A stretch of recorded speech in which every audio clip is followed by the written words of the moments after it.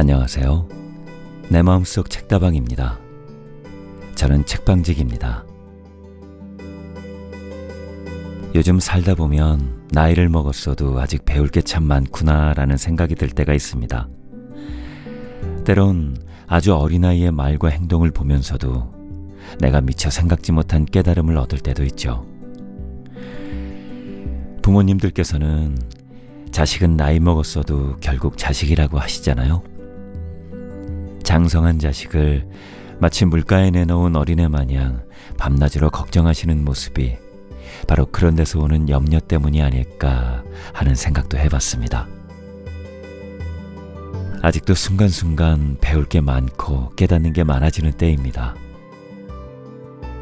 오늘도 그런 의미에서 저에게도 여러분에게도 도움이 될 만한 책 한 권을 소개해드릴까 합니다. 오늘 저와 함께 하시면서 지혜를 얻을 수 있는 좋은 시간 되시길 바랄게요. 그럼 이제 내 마음속 책다방 문을 열겠습니다.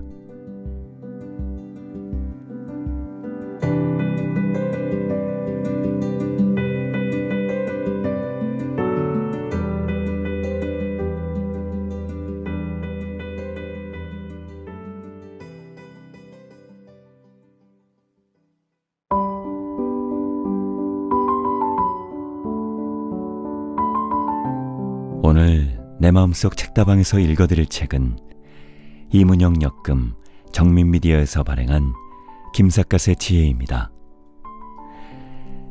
이 책은 괴짜 현인 김삿갓이 열어주는 인생 해안이 담긴 책입니다. 조선시대 괴짜 현인 김삿갓은 모든 사회적, 물질적 욕망을 내려놓고 평생 방랑의 길을 걸었던 사람입니다.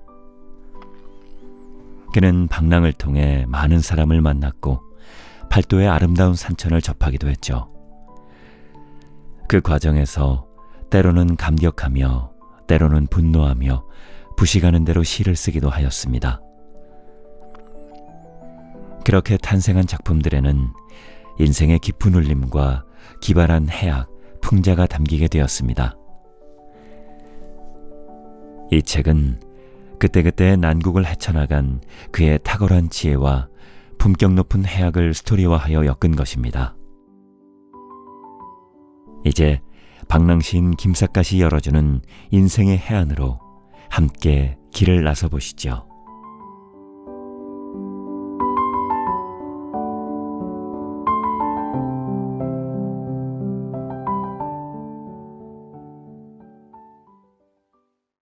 김삿갓의 지혜, 이문영 역금.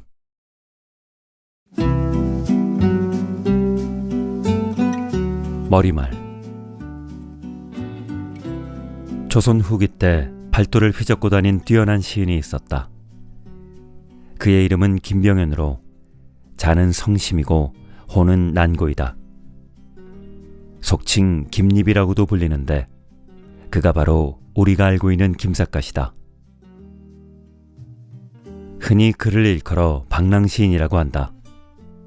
전국을 떠돌며 즉흥시로 세상을 노래했기 때문이다. 그가 왜 방랑시인이 되었는지는 이 책 끝부분에 좀 더 구체적으로 밝혀놓았다. 역적의 죄를 범한 할아버지 탓에 하늘을 보고 살 수가 없었던 그는 큰 삿갓으로 얼굴을 가린 채 호련히 집을 떠났다. 노모와 처자식까지 거느린 그였다. 예나 지금이나 그런 상황에서 모든 것을 다 내려놓기란 쉬운 일이 아니다. 더구나 그는 당대를 호령하던 세도 가문 안동김 씨였으며 누구보다도 빼어난 시를 지어내는 능력의 소유자였다. 그런 만큼 당시 그가 과거에 응시했다면 장원은 당연지사였을 것이다. 그럼에도 그는 모든 사회적, 물질적 욕망을 내려놓고 평생 방랑의 길을 갔다. 그는 40여 년에 걸친 방랑을 통해 많은 사람을 만났고 팔도의 산천을 접했다. 그 과정에서 많은 시를 지었다. 때로는 감격하며 때로는 분노하며 북가는 대로 시를 썼다. 일필휘지로 써내려간 그의 작품들은 하나같이 깊은 울림과 기발한 해악, 풍자를 담고 있다. 그가 당대에는 물론 오늘날에 이르기까지도 사람들의 입에 오르내리는 까닭은 바로 이 때문이다. 이 책은 그러한 김삿갓의 시를 토대로 있었을 법한 일을 상상하여 이야기로 엮은 것이다. 굳이 상상이라는 단어를 사용한 이유는 그의 전기 관련 문헌이 거의 없기 때문이다. 이야기를 꾸미면서 몇몇 선배 문인이 먼저 헤쳐나아간 상상의 길을 엿보기도 했다. 그렇게 참조하여 꾸며낸 이야기를 총 7장으로 나누어 놓았다. 김삿갓의 이야기는 남녀노소 누구나 한 번쯤은 접해보았을 내용이다. 모든 무력을 떨쳐버린 사람은 과연 어떤 생각을 하고 평생을 살았는가 하는 화두 하나만으로도 일독의 가치는 충분하다. 그때그때 난국을 헤쳐나간 그의 탁월한 지혜와 품격 높은 해악을 내 것으로 만들 수 있다면 인생을 살아가는데 큰 힘이 될 것이다. 우리 문학사에서 손에 꼽히는 대시인 김삿갓. 이제 그를 제대로 만나보자. 이문영.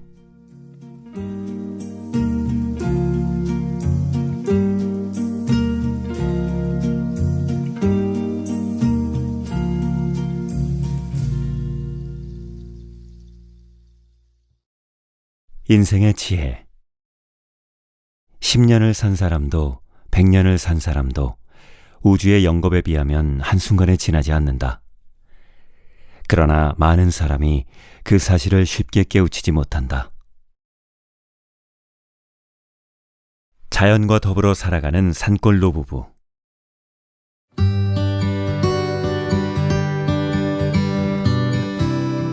깊은 산중에서 인가를 찾아 헤매던 김삿갓이 마침내 다 쓰러져가는 오두막집 하나를 발견했다. 저런 움막 같은 집에 과연 사람이 살고 있을까? 내리 사흘을 굶은 탓에 절실히 먹을거리를 찾아다니던 김삿갓에게 그 집은 그리 반가워 보이지 않았다. 아무도 살지 않는 폐가라면 먹을 게 없을 것이기 때문이다. 하지만 뜻밖에도 그 집에는 노부부가 살고 있었다. 팔순을 훌쩍 넘긴 그들은 정정했는데 얼굴에는 근심이 하나도 깃들지 않았다. 마누라, 손님이 오셨구려. 어서 점심을 지어요. 주인 노인은 김삿갓을 반갑게 맞으며 부인에게 식사를 준비하라 일렀다. 인적이라고는 찾아볼 수 없는 깊은 산 중에 노부부 단둘만 사는 게 신기해서 김삿갓이 물었다. 영감님께서는 이 산골에서 산 지가 얼마나 되셨습니까? 얼마나 되긴, 나는 코올리게 때부터 지금까지 여기에서 떠나본 적이 없는걸. 놀랍군. 보통 사람 같으면 갑갑해서 한 달도 살 수 없을 터인데 그토록 오랫동안 살아왔다니. 평생 두 분만 이곳에서 사셨단 말씀입니까? 그건 아니지. 한때는 이곳에도 집이 20채 정도 있었지만 하나둘 도성을 찾아 나가고 한 10년 전부터 결국 우리 둘만 남았지. 그럼 영감님은 슬하에 자제분을 두지 않으셨습니까? 있네. 하지만 그 아이들도 다 산을 내려가 제 길을 찾아갔지. 그때 노파가 밥상을 들고 들어왔다. 상차림을 보니 쌀 한 톨 섞이지 않은 보리밥과 삶은 감자, 옥수수, 그리고 간장이 전부였다. 잔은 없지만 많이 드시게. 주인 노인이 다정하게 식사를 권했다. 자제분들이 모두 떠났으면 집에 젊은이가 없을 텐데 그럼 영감님께서는 어떻게 생활을 꾸려가십니까? 두 늙은이가 먹으면 얼마를 먹는다고. 먹고 사는 데는 큰 불편이 없으니 생활은 어렵지 않네. 그래도 연세가 있으신데 농사를 지으려면 힘들 것 아닙니까? 김삿갓은 자꾸만 걱정되었다. 팔순을 넘긴 두 노인이 힘든 경작을 하기란 보통 어려울 것이 아니었다. 그러나 주인 영감은 편안한 표정으로 대답했다.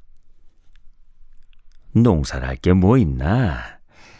봄에 보리랑 감자랑 호박 이런 것 몇 가지만 심어 놓으면 한 해 먹을 걱정은 없는걸. 그래도 1년 내내 보리밥에 호박죽, 찐 감자만으로 먹고 살 수는 없지 않습니까? 그렇지. 그것만으로는 먹고 살 수 없지. 그럼 다른 농사를 짓지 않아도 먹을 거리가 있다는 말씀입니까? 이보시기에 산짐승이나 들짐승이 농사를 짓지 않는다고 해서 굶어 죽는 것을 보았는가? 모든 동물은 농사를 짓지 않아도 잘 살아가고 있어. 그것이 대자연의 섭리라고 할 수 있지. 하지만 사람이 풀만 먹고는 살 수도 없는 노릇이고 또 그 연세에 짐승 사냥을 해서 고기를 드실 수는 없는 일 아닙니까? 노인이 웃으며 말했다. 허허, 자네가 이 늙은이 걱정을 많이 해주시는구려. 하지만 자네가 생각하는 것보다 이 산중에는 먹을 것이 많네. 철 바뀔 때마다 냉이며 달래, 두릅, 고사리 같은 부성귀도 많고 복숭아, 앵두, 밤, 잣, 도토리 같은 과실도 많지. 아, 김삿갓은 뭔가로 뒤통수를 얻어맞은 것처럼 번쩍 정신이 들었다. 내가 왜 그 생각을 못했을까? 그랬다. 아웅다웅 싸우고 부대끼며 살아가는 사람 대부분은 자연의 그 오묘한 진리를 알 리가 없다. 남보다 편하게 살려고 아등바등하고 남보다 권위를 누리며 살아가려고 욕심을 부리는 사람들은 주인 노인의 말을 이해할 수 없을 것이었다. 김삿갓은 노인의 집을 떠나면서 진심으로 우러나는 존경심에 몇 번이고 절을 한 뒤에야 발길을 돌렸다. 가난이 죄. 땅 위에 신선이 있으니 부자가 신선이고 인간에겐 죄가 없으니 가난이 죄라네. 가난한 자와 부자가 따로 있다고 말하지 말게. 가난한 자도 부자 되고 부자도 가난해지는 법이라네. 어느 졸부가 가난한 자들을 깔보자 딱하다며 혀를 차고는 지은 시다.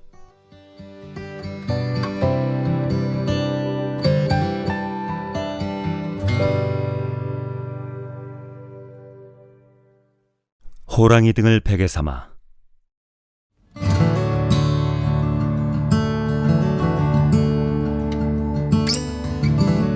바람이 몹심해서 온 한겨울의 어느 날이었다. 김삿갓은 거의 무릎까지 빠지는 눈길을 걷고 있었다. 제법 먼 길을 온 것 같은데 막상 뒤돌아보면 아까 보았던 나무가 저만치에 버티고 서 있곤 했다. 그만큼 걷는 일조차 힘든 날씨였다.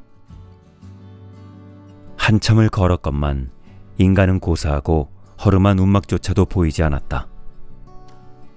그러는 사이에 어느덧 날이 저물어 사위가 어둠에 휩싸였다.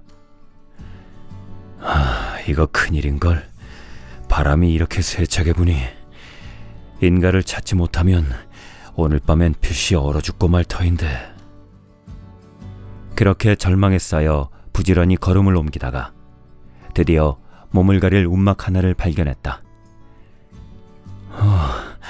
그래도 사람이 죽으라는 법은 없구나. 김삿갓은 천신만고 끝에 움막으로 들어가 바람을 피할 수 있었다. 움막 안은 칠흑처럼 어두웠다. 사람이 살지 않는 곳이니 등잔불은 언감생심이었다. 너무 지친 그는 손을 더듬어 살펴볼 틈도 없이 풀썩 주저앉았다. 부드러운 털 같은 촉감이 제법 온기가 느껴졌다. 마치 부드러운 솜털이 와닿는 것 같았다. 그는 이내 골아떨어졌다. 얼마나 잤을까?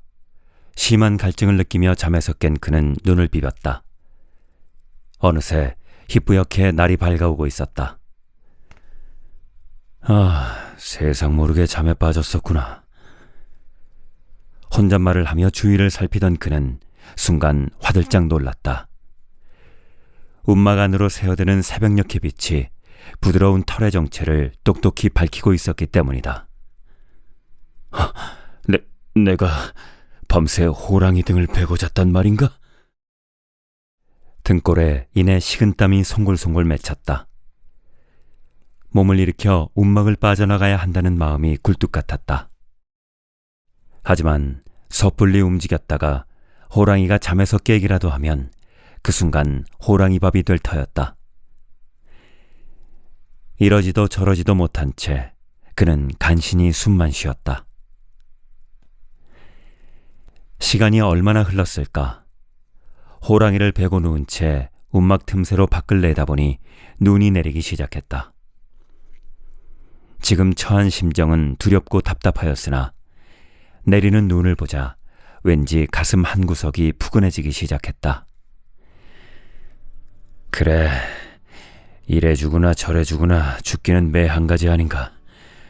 어차피 호랑이가 깨어나면 죽고 말 텐데. 그런 마음이 생기니 저절로 입에서 시가 흘러나왔다. 달도 희고 산도 희고 온통 하얀 세상이구나. 깊은 산 깊은 날, 이 나그네의 근심도 깊구나. 그렇게 시 한 수를 읊고 나니 한결 마음이 편해졌다. 그 마음을 의지하며 김삿갓은 천천히 몸을 일으켰다. 호랑이가 잠에서 깨어나 당장 먹이가 된다 해도 어쩔 수 없다는 심정이었다. 하늘이 도운 것일까? 죽어도 좋다는 마음으로 행동을 하니 오히려 몸이 가벼워졌다. 호랑이는 여전히 깊은 잠에서 헤어나지 못했다. 그는 딱히 서두르지 않고 움막을 빠져나왔다. 움막 밖 세상은 온통 흰 눈으로 덮여 있었다.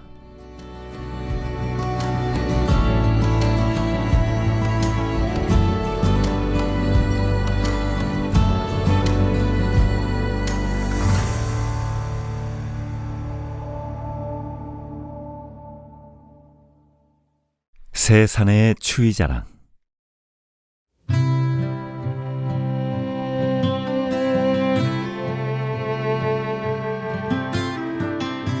장터를 지나던 중 김삿갓은 한 무리가 모여있는 것을 보고 그들에게 다가갔다. 그들 중 세 사내가 내기를 하고 있었는데 내기의 주제는 누구의 고향이 제일 추운가 하는 것이었다. 참 희한한 걸 가지고 내기를 다 하는구나. 김삿갓은 잠옷 흥미롭게 그들의 내기를 지켜보았다. 평안도에서 온 이서방과 함경도에서 온 박서방, 백두산 근처에서 온 황서방이 내기의 주인공들이었는데 평안도 중강진에 사는 이서방이 먼저 말문을 열었다. 내 고향 중강진은 얼마나 추운지 한겨울에 오줌을 누면 오줌줄기가 음경 끝에서 땅 위에까지 고드름처럼 얼어붙는다오. 이서방의 말에 사람들이 박장대소했다. 그렇다면 음경까지 얼어붙어 못 쓰게 되겠군. 이 사람아, 그런 걱정은 안 해도 되네. 음경이 얼어붙으면 마누라가 녹여줄 것 아닌가? 다음은 함경도 출신의 박서방이 이야기를 시작했다. 내 고향에서는 겨울이면 무슨 이야기를 짓거려도 알아들을 수가 없소이다. 왜냐하면 너무 추워서 말소리가 입 밖에 나오자마자 꽁꽁 얼어붙기 때문이지. 군중 속에 누군가가 물었다. 그럼 겨우내 아무 말도 못하고 산다는 말이오? 아쉽지만 겨울 동안은 말을 알아들을 수 없소. 그러나 봄이 되면 겨우내 얼어붙었던 말들이 공중에서 전부 쏟아져 나와 왁자지껄 시끄러워진다오. 김삿갓은 그의 말을 듣고 경탄을 금치 못했다. 말이 공중에 얼어붙었다가 봄이 되면 쏟아져 나온다는 표현은 얼마나 기발하고 시적인가. 마지막으로 백두산에서 온 황서방이 이야기를 꺼냈다. 내 고향 백두산은 얼마나 추운지 방 안에서 촛불을 켜도 그 불꽃이 꽁꽁 얼어붙는다오. 어떻소? 이만하면 앞에서 말한 두 사람보다 훨씬 춥다고 생각되지 않소? 세 사람의 이야기가 모두 끝났고 이제 승자를 가릴 때가 되었다. 심판관은 함경도 출신의 박서방 손을 들어주었다. 어차피 지금까지 세 사람은 거짓말을 해온 터라 그럴듯하게 이야기를 꾸민 사람에게 1등을 주었다는 것이 심판관의 편이었다. 김삿갓은 심판관의 결정에 고개를 끄덕이며 발길을 돌렸다. 시시비비.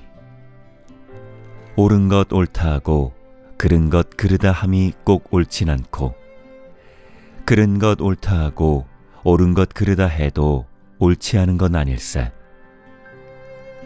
그른 것 옳다 하고 옳은 것 그르다 함이 그른 것은 아니고, 옳은 것 옳다 하고 그른 것 그르다 함이 시비일세.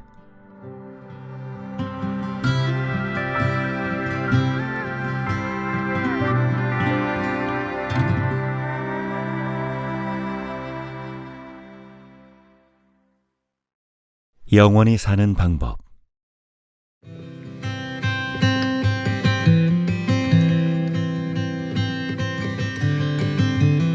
금강산의 어느 절에 덕이 높은 스님 한 분이 머물고 있었다. 김삿갓이 그 스님을 찾아가 차를 얻어 마시고 있는데 얼굴색이 좋지 않은 한 노인이 찾아왔다. 몸이 불편하신 것 같은데 어떻게 이 높은 곳까지 찾아오셨는지요? 스님이 묻자 노인은 몹시 힘든 표정을 지으며 말했다. 내 나이가 올해로 꼭 90이 되었습니다. 몸이 예전 같지 않은 걸 보니 이제 살 날도 얼마 남지 않은 듯합니다. 스님께서는 영험하시다는 말을 들었는데 저를 조금만 더 살게 해주실 수 없으신지요? 김삿갓은 내심 깜짝 놀랐다. 나이가 90이나 됐는데 더 살겠다고 스님을 찾아오다니, 사람의 욕심이란 참으로 끝이 없구나. 스님이 반문했다. 얼마나 더 살기를 원하시는지요? 노인이 대답했다. 한 100살까지만 살고 싶습니다. 영감님은 왜 그렇게 욕심이 없으십니까? 100살을 산 다음에는 죽겠다는 말입니까? 노인은 골똘히 생각하더니 이내 말을 바꿨다. 그럼 한 150살까지 살게 해주십시오. 알겠습니다. 그럼 150살까지 살게 해드리지요. 그런데 150살이 되면 돌아가실 텐데 그래도 괜찮겠습니까? 노인이 또 머뭇거리더니 말을 바꿨다. 그럼 한 200살쯤 살게 해주십시오. 스님이 빙그레 미소를 지으며 말했다. 영감님은 참 욕심이 없으시군요. 이왕이면 영원히 살게 해달라고 말씀하시지 그러십니까? 예? 영원히 살도록 해주실 수도 있단 말입니까? 노인은 눈을 동그랗게 뜨고 물었다. 그렇습니다. 부처님이 계신 극락세계에서는 죽음이 없답니다. 그것만이 영생의 세계라는 사실을 왜 모르십니까? 자, 이제 어떻게 하시겠습니까? 노인이 얼른 합장하며 고개를 숙였다. 제가 나이만 먹었지 어리석었군요. 이제 부처님이 계신 영생의 세계로 가기 전까지 열심히 기도하며 살겠습니다. 스님의 능수능란한 포교술에 감탄한 김삿갓은 절로 고개를 숙였다.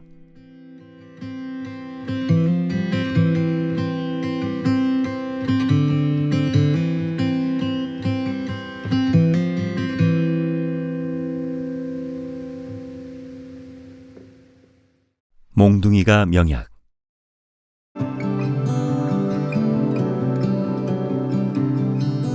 김삿갓이 어느 의원의 집에서 머물게 되었다. 아침이 되자 어깨가 축 처진 젊은 환자 하나가 약방문을 밀고 들어섰다. 젊은이는 의원에게 작은 소리로 말했다. 선생님, 저는 어찌된 일인지 종일 기운이 없습니다. 왜 그런지 진맥 좀 봐주십시오. 의원은 젊은이의 진맥을 보더니 고개를 갸웃했다. 이상하군. 진맥을 보니 전혀 이상이 없는데. 김삿갓이 끼어들어 젊은이에게 물었다. 기운이 없다고 하니 뭔가 병이 있는 듯한데 식사는 제대로 하시오? 예, 하루 3끼를 꼬박꼬박 챙겨 먹습니다.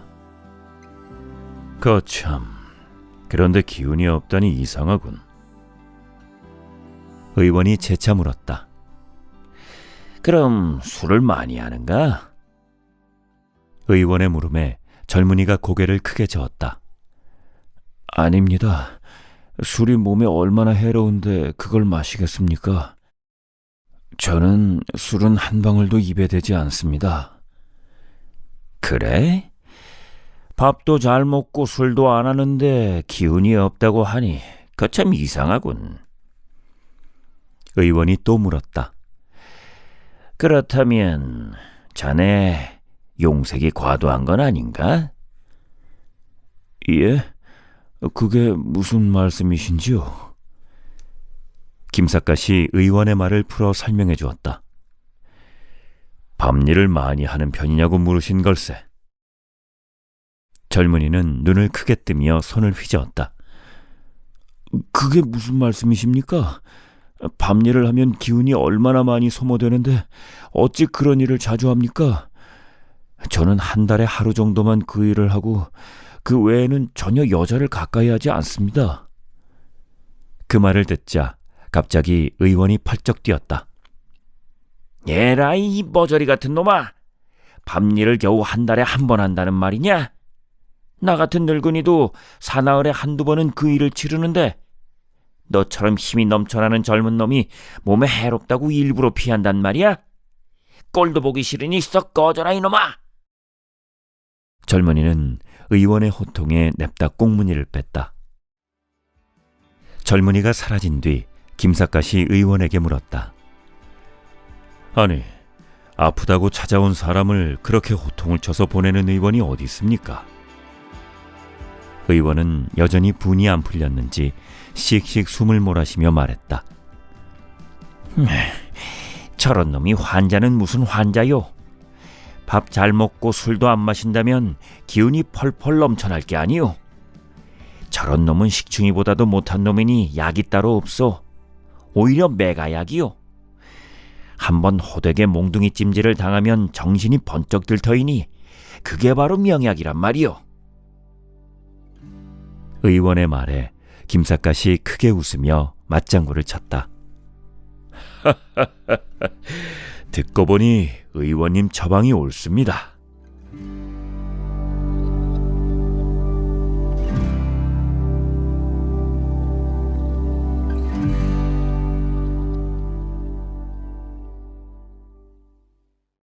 다람쥐와 노는 노승.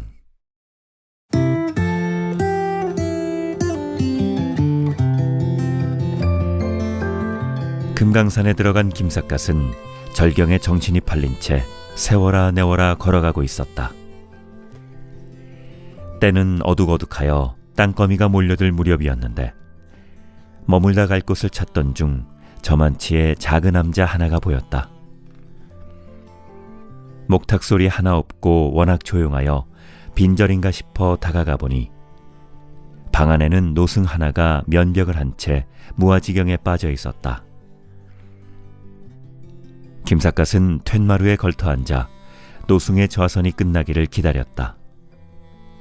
하지만 한참이 지나도 노승은 꼼짝하지 않고 그대로 있었다. 그런데 갑자기 암자마당에서 이상한 일이 벌어지기 시작했다. 어디서 왔는지 다람쥐들이 하나둘 나타나더니 어느새 수십 마리가 부산스럽게 마당을 오락가락하는 것이었다. 김삿갓은 희한한 광경에 다소 놀라며 손을 휘저어 다람쥐들을 쫓으려고 했다. 그러나 다람쥐들은 조금 물러나는 신용을 하다가는 이내 다시 몰려와 찍찍댔다. 그때 노승이 좌선을 끝내고 마당으로 나왔다. 김삿갓은 얼른 노승에게 합장했다. 노승은 말없이 합장으로 답례하고는 다람쥐들이 노니는 곳으로 걸어갔다. 이게 어찌된 일인가? 다람쥐들은 노승의 머리며 어깨, 손 할 것 없이 온몸에 달라붙어 떨어질 줄 몰랐다. 마치 노승의 몸이 다람쥐의 놀이터가 된 형국이었다. 다람쥐와 한 몸이 되어 한동안 논일던 노승은 다람쥐들을 땅에 내려놓은 다음 부엌으로 들어가 도토리 한 바가지를 들고 나왔다. 그러고는 마당에 널찍하게 뿌려주자 다람쥐들은 사방에 흩어져 도토리를 주워 먹었다. 사실 다람쥐들은 도토리를 먹으려고 암자마당으로 몰려왔던 것이다. 하지만 먹이 때문이라고는 해도 동물과 사람이 그처럼 혼연일체가 된 모습을 김삿갓은 처음 보았다. 그것은 감동적인 장면이 아닐 수 없었다. 그 광경은 자연과 사람이 하나 된 모습이었다. 이를 자연스럽다고 표현하는 것이 아니겠는가? 그것은 살아있는 생명체끼리의 스스럼 없는 교감이기도 했다.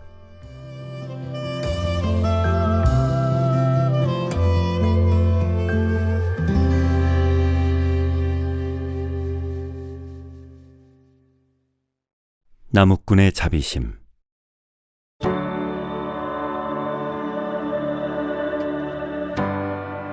날이 저물어갈 무렵 김삿갓은 아직 깊은 산중에서 벗어나지 못하고 인가를 찾기 위해 걸음을 재촉하고 있었다. 그런데 저만치에서 웬 나무꾼 하나가 걸어오고 있었다. 그는 김삿갓이 하룻밤 묵을 곳을 찾는다는 말을 듣고는 서슴없이 자기 집으로 안내했다. 이곳 산중에는 집이라곤 우리 집 하나밖에 없습니다. 어서 가시지요. 그런데 가만히 보니 나무꾼은 말 한 마리를 끌고 가고 있었는데 자신은 무거운 지게를 짊어졌으면서 말등에는 아무것도 얹어놓지 않았다. 김삿갓이 물었다. 무거운 짐을 말등에 얹어 싣고 갈 일이지 왜 그냥 끌고 가십니까? 나무꾼이 웃으며 대답했다. 예, 이 녀석은 오늘 온종일 일을 너무 많이 해서 힘이 들 겁니다. 그래서 좀 쉬게 해주는 것입니다. 김삿갓은 얼른 이해가 가지 않았다. 아무리 힘든 일을 했다고 해도 사람이 더 힘들지 말이 더 힘들까? 그래서 다시 물었다. 말은 사람보다 수십 배나 더 힘이 센 동물이라오. 아무리 말이 힘든 일을 했다 할지라도 사람보다는 아직 덜 지쳤을 것이오. 노영이 뭔가 잘못 생각하고 있는 게 아니오? 나무꾼이 인자하게 미소를 지었다. 말이 사람보다 힘세다는 것은 저도 잘 알고 있습니다. 하지만 이 말은 너무 늙어서 젊은 말처럼 힘이 세지 않답니다. 그건 제가 늘 옆에서 보아온 터라 잘 압니다. 거참, 늙어서 일을 제대로 할 수 없는 말이라면 내다 팔든가 없애버릴 일이지 왜 끌고 다닌단 말이오? 그렇긴 합니다만 그럴 수가 없습니다. 제 할아버지 때부터 함께 살아온 말입니다. 그동안 숱하게 어려운 일도 많이 해왔고요.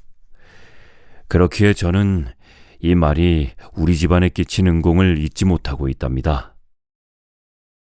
김삿갓은 순간 정신이 번쩍 들었다. 한낱 집에서 기르는 말을 상대로 은공운운하다니. 이건 보통 사람들의 입에서 나올 법한 말이 아니었다. 혹시 이 사람은 절에서 돌을 닦다가 출가한 스님이 아닐까? 혹시 불가에 몸을 담은 적이 있는지요? 나무꾼이 두 손을 내저으며 말했다. 아닙니다. 제가 감히 어떻게 그런 일을... 저는 그저 나면서부터 지금까지 줄곧 이 산속에서만 살아온 사람입니다.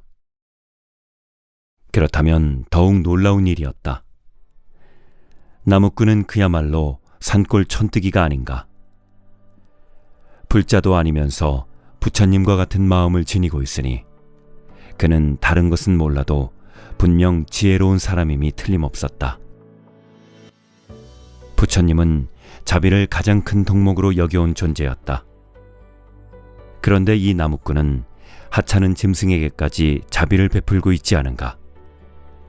그러니 어찌 부처님과 같은 마음을 지니지 않았다고 말할 수 있겠는가. 김삿갓은 나무꾼을 통해 새삼스레 자신이 걸어온 길을 돌아보았다.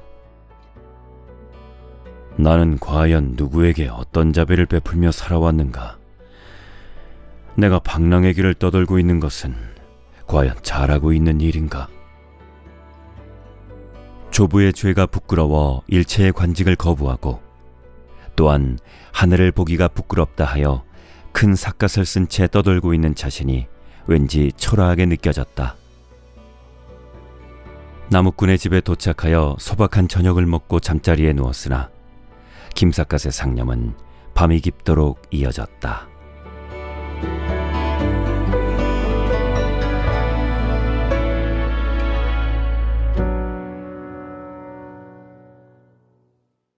병은 자신의 마음이 고치는 것.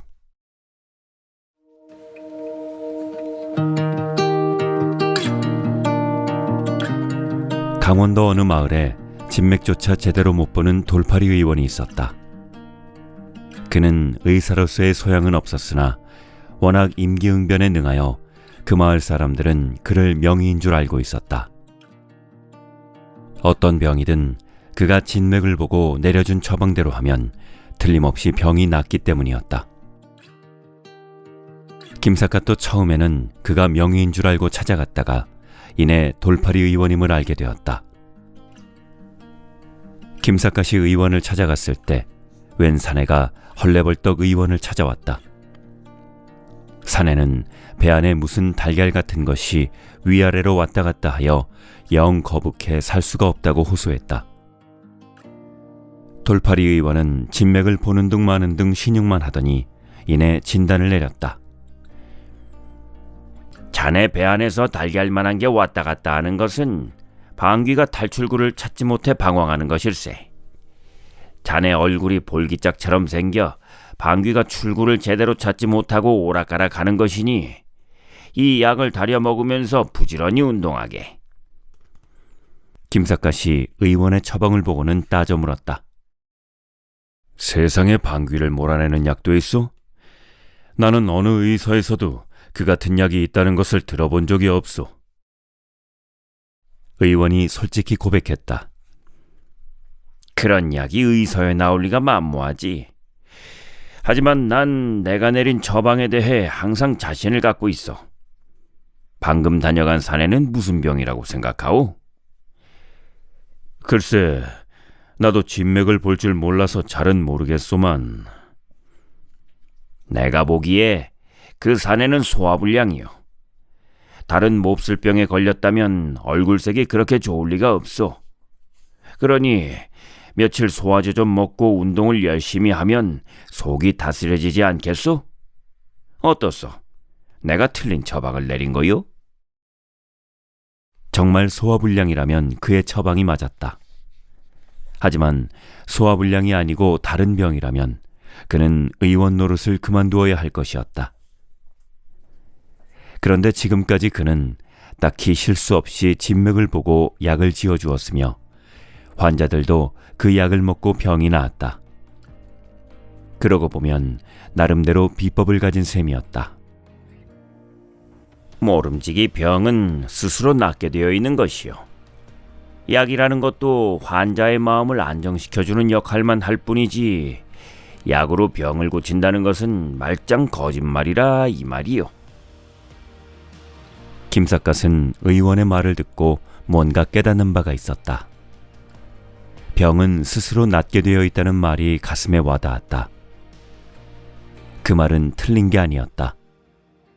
약으로 병이 낫는다면 이 세상에 죽을 사람이 어디 있겠는가? 모든 생로병사가 자신의 마음에 있다는 진리를 돌파리 의원이 새삼 일깨워준 것이다.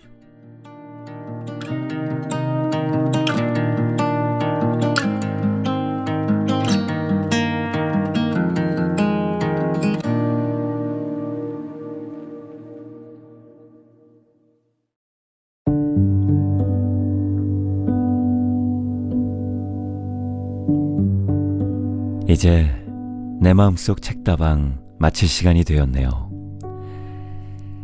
오프닝에서 말씀드렸듯이 제게 지혜와 해안이 필요한 시기에 딱 울림을 주었던 책이어서 읽는 동안 깨달음이 컸습니다. 왜 책을 마음의 양식이라고 하는지도 이번 기회를 통해 다시 한번 깨닫게 되었고요. 천고마비의 계절이지만 우리들 마음속 풍요와 지식도 더 높아지고 살찌게 할 수 있었으면 좋겠다는 바람을 가져봅니다. 저는 새로운 책을 가지고 다시 인사드릴게요. 오늘도 함께해 주셔서 감사합니다. 저는 책방지기였습니다.